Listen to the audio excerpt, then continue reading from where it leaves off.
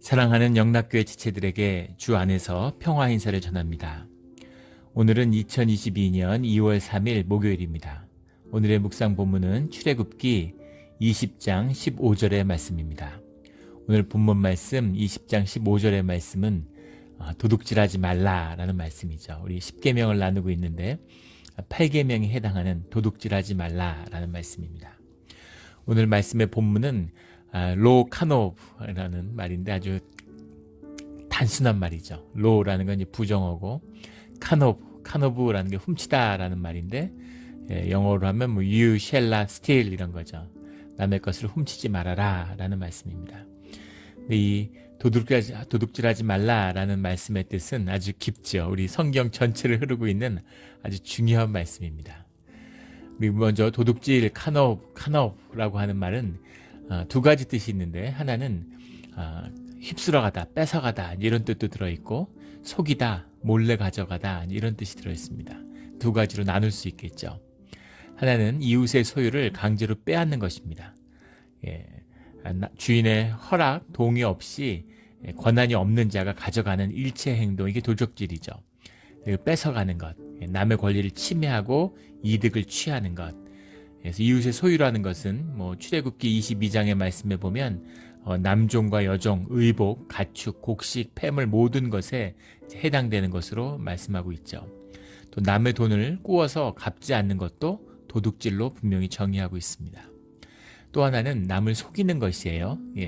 함정에 빠뜨리고 몰래 속이고 사기를 치는 것, 이런 것도 역시 도둑질로 정의되고 있습니다. 도둑질하지 말라라는 말씀에 대한 8계명은 출애굽기, 신명기 이런 데 아주 광범위하게 그 도둑질에 대한 규정을 하고 있죠. 도둑질을 하지 말아야 되는 것에 대해서 굉장히 중요한 강조들이 나와요. 공동체 가운데 살아가는 삶이니까 그런 말씀이 있을 수 있겠죠. 그런데 재산에 대한 끼친 보상을 하는, 재산을 이렇게 도둑질했을 때는 그것을 반드시 이제 갚아야 된다라는 그 말씀이 나옵니다. 출애굽기 21장, 22장에 나오는 말씀인데 그 배상한다, 갚아야 된다라는 말이 샬렘이라는 말입니다. 완전하다, 회복된다 이런 말씀이죠. 그런데 이것이 우리가 평화를 회복했다 하는 샬롬과 어원이 같죠. 그래서 도둑질을 한다는 의미는 주님의 통치, 주님의 임재를 깨는, 샬롬을 깨는, 주님의 평강을 깨는 그런 의미가 들어있다라는 뜻을 이제 알 수 있는 것이죠. 그리고 특별히 사람을 훔치는 경우, 사람을 인신매매한다든가 또는 유괴한다든가 이런 식으로 사람을 훔쳐온 자 또는 종을 삼을 목적으로 훔친 자, 이런 자들은 생명으로 배상해야 된다. 출애굽기 21장 16절에 보면 사람을 후린 자가 그 사람을 팔았든지 수하에 두었든지 그를 반드시 죽일지니라 이렇게 되어 있습니다. 생명을 훔친 자는 생명으로 갚아야 된다. 이런 말씀, 굉장히 무서운 엄격한 말씀이시죠. 그리고 이웃의 재물을 도둑질한 경우에 대해서는 출애굽기 22장 1절 4절에 보면 소나 양을 훔쳐서 도살하거나 판 자는 소의 경우는 5배, 양은 4배로 갚아야 된다. 이렇게 말씀하고 계세요. 짐승이 살아있으면 2배로만 보상해야 된다. 갚을 힘이 없으면 그 몸을 팔아서 배상해라. 이렇게 22장 3절에 나옵니다. 무시무시한 말씀이죠. 만약에 소나 양을 훔쳤는데 못 갚는다? 그럼 네가 종노릇 해야 돼. 이 말입니다. 굉장히 무서운 말씀이죠. 출애굽기 21장 22절 27절의 말씀에 보면 우리가 흔히 동해보복법이라고 하는 눈에는 이, 이에는 이 같은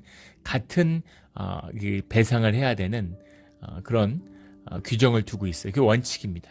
그런데 남의 것을 훔쳤을 경우에는 거기에서 훨씬 더 엄격한 2배, 4배, 5배의 배상을 해야 된다라는 의미죠. 이것이 단순히 물질적인 피해 여부를 가늠하고 네 것 내 것을 따져서 왜 나한테 피해 줬느냐, 단순히 공동체가 함께 살아가기 위한 윤리적인 측면, 이런 것이 아니라는 것을 보여주고 있는 것이죠. 그것을 뛰어넘는 아주 중요한 영적인 비밀이 이 도둑질하지 말라라는 뜻에 들어있다는 것입니다. 굉장히 영적인 의미가 있어요.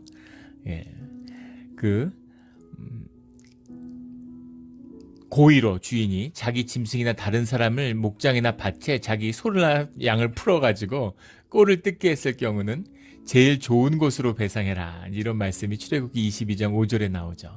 제일 좋은 것, 이런 게 메타브라는 말인데 훌륭하다, 즐겁다라는 이제 그런 말에서 유래된 것입니다. 아타브라는 말에서 온 것인데 가장 좋은 곳으로 갚아야 된다. 이것도 같은 뜻이 통하는 경우죠. 또 이 물건에 대한 이 배상의 규정, 도둑질에 대한 규정에 보면 맡겨놓은 물건에 피해를 준 경우, 누구에게 물건을 이렇게 맡겼는데 이제 그것이 문제가 있었을 경우 거기에 관한 재판에 관한 그런 규정도 나옵니다. 그런 경우도 이제 갑절에 배상을 해라. 이런 것이 나와 있는데 맡겨놓은 물건에 우연적인 고의적인 것이 없는 우연적인 것이 발생했을 경우 근데 문제는 그것이 우연인지 고의인지를 어떻게 합니까? 그런데 거기에 대해서 물건을 맡은 자가 내가 손을 댄 것이 아니고 그 사실에 대해서 여호와로 맹세한다라고 고백을 하게 되어 있습니다. 출애굽기 22장에 11절에 나오는 말씀이죠. 그렇게 하면 그러면 그 말씀을 믿고 받아들이라고 가리키죠. 의심이 가더라도 여호와 이름으로 맹세한 내용을 최후의 결정으로 순전히 용납하고 불신하지 말아라 이런 얘기인데 그러면 사람들이 얼마나 하나님의 이름으로 쉽게 거짓말을 하고 속이겠나 싶지만 정말 무서운 얘기죠. 하나님의 이름으로 맹세했다는 얘기는 그것의 진실의 여부, 그것을 생명으로 갚으시겠다고 하는 주님의 말씀에 내 진실을 내어놓는다는 겁니다. 내 생명을 내놓는다는 얘기예요. 이것이 진실이라는 것에 주님의 심판을 받겠다는 겁니다.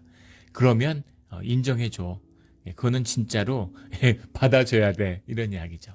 하나님의 살아계신가 임재를 아는 자는 이거보다 무서운 것은 없죠. 그래서 한 사람은 믿을 수 없지만 하나님을 믿기 때문에 사람을 볼 때 그 사람이 어떤 사람인가 하는 건 아무 의미가 없죠. 사람 안에 인격이 여러 개가 있기 때문에 어떤 모습을 보았던 어떤 시간을 보냈던 어떤 신뢰를 쌓았던 무의미한 것이에요. 그런데 중요한 것은 그 사람이 하나님을 어떻게 대하는가, 그에게 하나님이 누구인가, 또 하나님에게 그가 누구인가 하는 것을 보는 것입니다. 하나님의 사람이 하나님의 이름으로 맹세했다? 그럼 더 볼 것도 없는 거죠. 그러면 믿는 것입니다. 그래서 하나님의 그 뜻이 이런 도둑질하지 말라라는 규정에 대한 세세한 규정 속에 깊이 들어가 있는 하나님의 뜻이 들어있다라는 겁니다. 도둑질하지 말라는 것은 더 깊이 확장돼요. 신명기 23장 이런 데 보면 이자를 받지 못하게 되어 있습니다. 이자라는 게 네셰크라는 말인데 물어뜯는다라는 나샤크라는 말에서 왔죠. 물어뜯는 거예요. 우리가 이자를 받는 게 우리 고도성장 시대에 살아서 이자를 받는 게 지금 너무 당연한 것처럼 되겠지만 기독교의 시대, 중세 시대는 이자를 받는다는 건 있을 수 없는 일이었습니다. 그건 너무 추하고 하나님의 뜻을 거역한 것이기 때문에 그 모든 고리대금업이나 이자업들은 유대인들만 했죠. 사실 이 성경의 말씀을 기독교인만 받았으니까 유대인이 먼저 받았잖아요. 신명기의 말씀을 받았는데 유대인들이 더럽고 추한 일이라서 유대인들이 했다는 것 자체가 참 웃음이 나오는 넌센스죠. 그래서 모든 금융업이 유대인을 통해서 발전된 부분이 있는 거죠. 근데 지금은 은행들이 거의 이자를 안 주잖아요. 돈이 넘쳐나는 시대가 돼서 이제 시간이 더 지나면 아마 은행에서 돈을 맡겨놓은 보관비를 이제 받아내는 그런 시대가 올 것이다. 이런 이야기들을 합니다. 그런데 우리가 형제한테 돈을 빌려주는데 부모님한테 돈을 빌려드린다고 생각해 보세요. 무슨 여유만 있으면 뭘 빌려주겠습니까? 그냥 드리지. 그리고 이자를 받겠어요? 근데 너희가 다 같은 주님 안에서 성자라면 이자를 받고 돈을 빌려주지 않는 것은 당연한 것이죠. 땀 흘리지 않는, 주님이 주시지 않는 걸 너희들끼리 가져서는 안 된다. 너희가 형제를 물어뜯어서는 안 된다라는 뜻이 들어있는 것이죠. 그리고 주님은 서원대로 한 것을 반드시 지켜라 이렇게 말씀하고 계세요. 약속한 것을 지키지 않는 것도 도둑질로 간주하는 것입니다.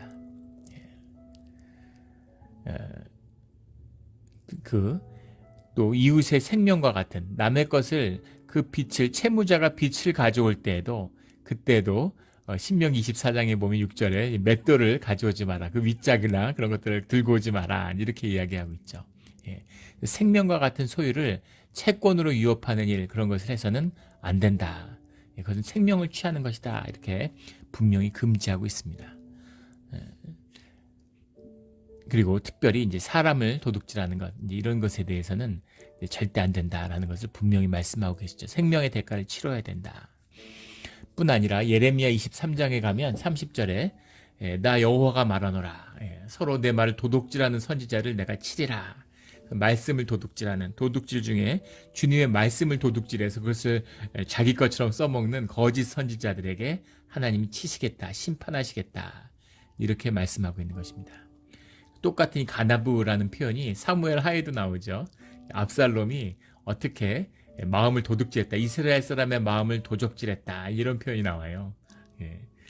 그 아침에 문 앞에 서서 어려운 일을 당해서 왕에게 재판하러 가는 사람들을 먼저 만나서 그 이야기를 듣고 네가 옳고 정당하다. 근데 제대로 된 재판장이 세워지지 않아서 왕이 그것을 세우지 않았기 때문에 내가 왕이 되면 그럼 내가 너한테 공정하게 해줄 텐데, 자기한테 잘해주는 걸 다 공정하다고 생각하죠, 사람들은. 그걸 먼저 이렇게 듣고 사람들의 마음을 도둑질하는 그런 압살롬의 악함에 대해서 성경이 고발하고 있습니다. 그리고 우리의 인생을 육신의 정욕과 안목의 정욕을 위해서 인생을 낭비하지 마라, 세월을 아껴라, 때가 악하다라고 에베소서 5장의 말씀이 있죠. 시간을 도둑질해서 안 된다라는 표현이 나옵니다. 그리고 무엇보다도 말라기 3장 8절에 가면 주의 것을 너희가 도둑질한다, 그 11조와 헌물이라 라는 말씀이 나와요. 여기서 나오는 도적질은 사실은 가나브보다 더 강력한 카바라는 겁니다. 강탈하는, 강도짓이죠. 주님의 것인데 그것을 뺏어가는 것이다, 이렇게 말씀하는 겁니다. 그래서 11조를 하지 않는 것은 주님의 물건, 모든 것이 주님의 것인데 주님의 것을 도적질하는 것이다, 이렇게 말씀하고 있는 것이죠. 굉장히 깊은 말씀이죠. 그리고 여호수아 7장에 가면 그 아간이 하나님께 바쳐진 물건을 스스로 취하는, 제사장의 것, 성전의 것을 집에 가져가는 것을 이야기하고 있습니다. 이것을 가져감으로 화를 당하게 되는 이야기죠.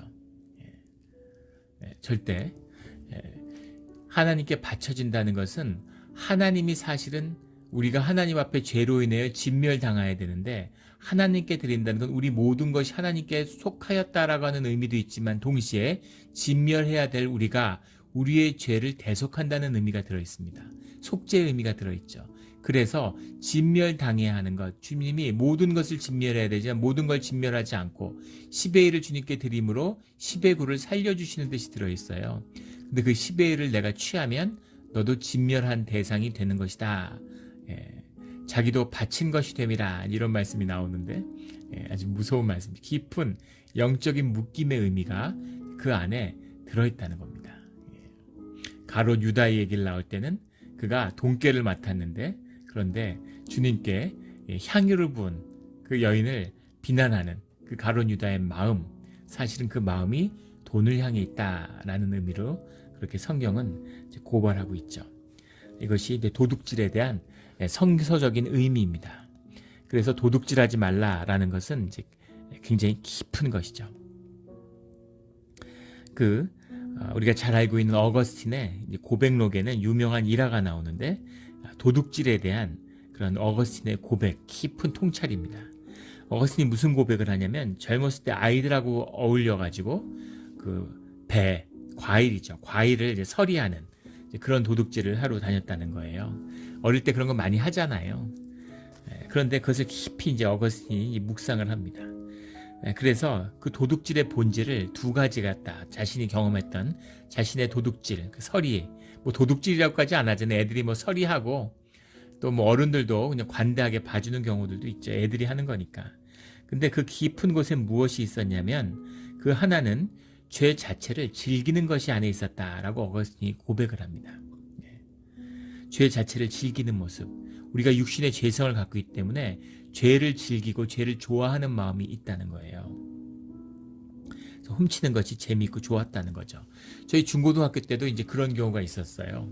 아이들이 이제 그런 재미삼아 도둑질을 하는데 문방 같은 데서 훔쳐오면 그런 걸 막 영웅시하고 애들이 그걸 스릴을 즐기는, 그래서 애들한테 자기를 과시하기 위해서 또 그런 걸 훔쳐오고 그런 걸 막 자랑하고 이랬던 기억이 납니다. 그러니까 죄 자체를 즐기고 그것을 좋아하는 우리의 본성이 있다는 것이죠. 예. 죄의 본성, 예. 남의 것을 빼앗고 자기가 아닌 것을 가지는 그런 것을 즐거워하는 이제 그런 마음이 우리 안에 있다는 거죠. 예. 우리 에덴 동산에서 아담과 하와가 하나님의 것, 하나님이 금지하는 것을 훔치죠. 도둑질합니다. 선악과를 훔쳐 먹었어요. 그 도둑질로 인해서 주님과의 관계가 깨지고 그 도둑질이 모든 우리 죄성과 사람들에게 생명을 앗아가는 그런 엄청난 결과를 낳게 되죠. 그 마음속 깊은 곳에서 태어나는 죄 자체를 즐거워하는 마음이 죄의 본성 가운데 있다는 것입니다. 그리고 두 번째 중요한 것은 하나님을 발견하고 하나님과 함께 있는 데서 만족을 느끼고 기쁨을 느끼도록 우리가 만들어졌다는 거예요. 그런데 그런 참다운 만족과 기쁨을 찾지 못하기 때문에 그것을 다른 데서 찾는 것, 허황된 곳에서 찾는 것, 이것이 도둑질의 문제라고 하는 것이죠. 그래서 어거스틴이 발견한 두 번째 자신의 그 죄, 서리에서 발견했던 두 번째는 하나님에서 찾으려는 만족을 다른 데서 찾았다라는 겁니다. 그럼 다른 곳은 무엇이었냐? 어거스틴의 고백은 친구들과의 교제, 친구들과 하나 되는 것이었다는 거예요. 친구들하고 설의를 하면서 기쁨을 나누고 도둑질을 하면서 그 도둑질을 서로 공유하고 죄를 공유하는 데서 친구들이 결속하고 하나가 되고 그것을 누렸다는 거죠. 그래서 그 사실은 뭐 배고파서 대부분 훔친 과일을 먹지 않고 버렸다고 그래요. 배도 부르고 필요가 없었다는 거죠. 근데 즐거움을 위해서 가졌는데 죄를 즐거워하는 마음도 있었지만 더 중요한 건 친구들이 소중했기 때문이라는 겁니다. 예. 관계가 소중하고 친구가 소중하고 친구가 3명만 있으면 남극에 살아도 외롭지 않다 뭐 이런 말이 있죠. 어디 가나 사람들이 외로운 거예요. 관계와 공동체가 소중한 겁니다. 사람들이 다 외롭잖아요.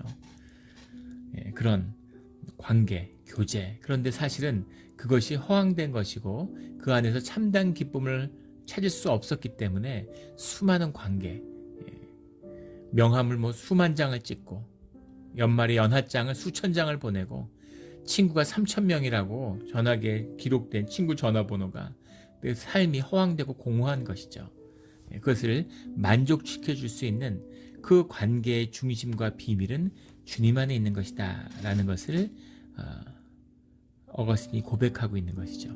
그것을 만나지 못했기 때문에 그래서 죄를 짓는 도둑질을 하는 그런 것으로 살았다라는 겁니다.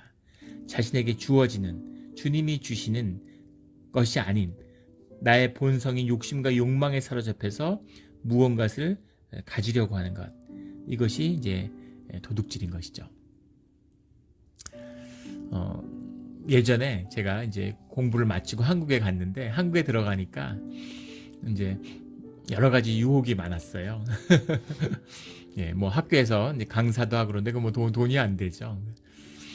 처음에 들어갔는데 교회 사역을 시작하기 전인데 그때 뭐 그런 비즈니스 학원 하자, 뭐 무슨 영어 학원, 논술 학원 이런 걸 하자고 돈을 많이 버니까 그래서 실제 학원을 할까 하는 생각이 있었습니다. 예, 돈에 대한 욕심, 욕망이 있었던 거죠. 근데 그때 이제 조세 컴퍼니라고 하는 미국의 이런 기독교 실업인이라고 할까요? 이제 그 사업하는 비즈니스 하는데 이제 그런 뭐 기독교적인 가치관을 가지고 믿음의 안에서 사업적인 성취를 거둔 사람들의 그런 어떤 선교 그룹 같은 것이 있습니다. 그분들이 이제 집회를 하고 돈에 대한 이제 올바른 뭐 이런 쓰는 그런 삶에 대한 원리 뭐 이런 것을 이제 가리키는 뭐 그런 집회예요. 거기에 이제 뭐 어떤 우연히 어떤 인연으로 참석하게 됐는데 그때 왔었던 그 목사님이 그 목사님은 이제 원래 목회를 하다가 비즈니스를 하게 돼서 이제 시카고에서 큰 비즈니스를 하는 분이에요. 근데 그분한테 이제 상담을 했는데 제가 이렇게 해서 학원을 할까 생각하고 있는데 그걸 기도하고 있는데 주님의 뜻을 구하고 있다 이렇게 얘기하니까 그분이 저한테 뭐라고 얘기하냐면 너한테 $1 빌리언 있으면 그 일을 하겠냐고 얘기하시더라고요. 그래서 물론 안 하죠. 예, 그래서 $1 빌리언 있으면 그러면 학원을 하지 않을 것 같다고 이렇게 얘기하니까 그분이 뭐라고 얘기하시냐면 너는 돈을 벌려고 하는 것이 아니라 돈을 뺏으려고 하는 거다. 넌 돈을 도둑질하려고 하는 것이다. 이렇게 얘기하는 거죠. 넌 아이들의 돈을 뺏으려고 그러는 거라고. 근데 그 말이 굉장히 가슴에 찔렸어요. 예. 사실은 아이들을 위해서, 아이들을 성장시키고 아이들을 양육하고 아이들의 기쁨을 주는 그런 것이 소명이고 그런 것이 목적이 아니라 돈을 목적인 거죠. 아이들이 가진 돈을 뺏으려고 하는 거라는 거예요. 예, 그래서 깊이 회개하고 그것을 닫았던 기억이 납니다. 그걸 닫고 나니까 또 이제 뭐 목회의 길이 열려서 이렇게 지금까지 그걸 이어오고 있습니다. 돈을 벌지 말라는 것이 아니에요. 또 돈이 귀하지 않다는 것이 아닙니다. 그런데 내 탐욕을 채우기 위한 거짓되게 돈을 취하는 방향이 되면, 돈을 도둑질하는 곳으로 가면, 그러면 길을 잃고 주님을 잃어버린다는 것이죠. 주님을 잃어버리면 그러면 그때부터는 삶이 재앙인 겁니다. 주님에서 떨어져 나가면 그때부터는 돈의 노예 생활을 하는 거죠. 죽도록 고생하고 돈을 산처럼 쌓은 다음에 돈의 종살이를 하다가 돈을 쌓아놓고 죽는 거예요. 비참한 삶을 예비하고 있는 것이죠. 왜 사람들은 도둑질을 좋아할까? 그렇다면 죄의 본성에는 사람의 도둑질을 좋아하는 마음 가운데는 은혜를 사모하는 우리의 원형적인 삶의 왜곡이 들어있는 거죠. 우리는 은혜를 좋아해요. 그렇게 주님이 만드셨습니다. 주님의 은혜를 만나야 되는 것이죠. 은혜를 만나지 못하니까 그것이 도둑질을, 내가 노력해서 내가 얻는 것이 아닌 것을 얻는 것, 근데 그것을 훔치고 빼앗는 도둑질로 귀결되는 것이죠. 열심히 사업해서 돈 번 사람들보다 사람들이 로또 맞고 싶어 하잖아요. 아무것도 안 했는데, 땀 흘리지 않았는데 그냥 돈을 확 취하고 싶은 것이죠. 그런 마음입니다. 이것이 사실은 은혜의 그림자와 같은 도둑질의 마음에는 은혜를 사모하는 그 마음이 뒤틀어지고 병든 그런 부분이 있다는 거죠. 모든 마귀의 속임수가 그런 것이죠. 그런데 문제는 그런 도둑질을 하지 말아라, 도둑질을 멈춰라, 이렇게 주님이 말씀하시는데 그 도둑질을 멈출 수가 없다는 겁니다. 문제는 그것을 그만둘 수 있는 그런 우리의 능력이 우리 안에 없다는 거예요. 내려놓음의 자유를 경험할 능력이 우리 안에 없다는 겁니다. 그래서 그것을 하기 위해서 주님의 은혜, 성령의 임재가 필요한 것이죠. 그것이 십자가의 비밀입니다. 십자가를 만나기 전까지는 우리가 도둑질을 멈출 수 없는 것입니다. 그래서 우리가 계속 남의 것을 탐내고 남의 걸 훔치며 살아요. 그리고 남의 것을 도둑질고 훔치고 아무리 쌓아도 결코 그것이 내 것이 될 수 없다는 것입니다. 우리가 죄의 본성이 있지만 그것이 내 삶의 중심은 아니라는 거죠. 도둑질에서 삶이 만족하고 기쁨이 있는 사람이 없어요. 즐거움이 있고 기쁨이 있는 것 같지만 그게 내 삶의 중심을 채울 수가 없다는 겁니다. 주님이 아니면 채워질 수 없는 중심을 가진 우리의 형상이 있다는 거죠. 그런 사람 보셨어요? 도둑질해서 돈 벌어서 나는 도둑질하는 게 너무 보람 있고 의미 있고 너무 좋아가지고 내 자식도 도둑놈 만들어야 되겠다. 이런 도둑이 있습니까? 예전에 몇 년 됐죠? 한 4, 5년 됐나요? 한 5, 6년 됐나요? 미국에서 큰 화제가 됐던 사건이 있죠. 세계 최대의 마약 카르텔인 멕시코 그 마약 카르텔조 중에 시날로아 카르텔이라는 게 시날로아 지방에서 시작된 카르텔인데 그 멕시코의 12개 카르텔 중에 최강의 카르텔이고 지금 현존하는 세계 범죄 조직 중에서 가장 강력하다 그러죠. 그 시날로아 카르텔을 만든 구스만이라고 하는 그 범죄자의 아들이죠. 그 아들이 이제 이어서 두목짓을 했는데 그 구스만이 수배돼서 10수년을 수배돼 있었어요. 근데 잡을 수가 없는 거죠. 근데 뭐 CIA, 뭐 미국의 DEA, 뭐 이런 마약 단속국, 뭐 멕시코 경찰 이런 게 모두 다 그 구스만을 찾았는데 구스만이 뭐 엄청난 뭐 멕시코의 그런 정글 같은데 렌치 같은데 엄청난 경호를 받으면서 있을 것이라고 그렇게 멕시코를 이제 생각하고 샅샅이 뒤졌는데 전혀 뜻밖의 시카고 교회의 중산층의 거주지에서 붙들렸습니다. 자기를 속이고 있었던 거 정말 무서운 범죄자죠. 그런데 자기 부인도 있고 애들도 키웠는데 평범한 그런 미국의 중산층 가정으로 애들을 키운 거예요. 근데 부인도 자식들도 아버지가 그런 거대 범죄 조직의 수장이라고는 몰랐다는 겁니다. 이상하죠? 자기가 범죄자의 마약 범죄 조직의 왕이면 자식은 진짜 어릴 때부터 조기 교육을 해서 황제로 키워야 되지 않겠어요? 그걸로 자산이 10빌리언이 넘는 세계 무슨 10대 부호에 들어갈 만큼 재산을 모았다 그러죠. 엄청난 부가 있고 그렇게 성공을 거뒀으면 자식도 그런 마약의 수뇌부로 키워야 될 거 아니에요? 근데 자식은 그렇게 키우지 않고 평범하고 반듯하게 키우고 싶은 거죠. 그게 사람의 마음입니다.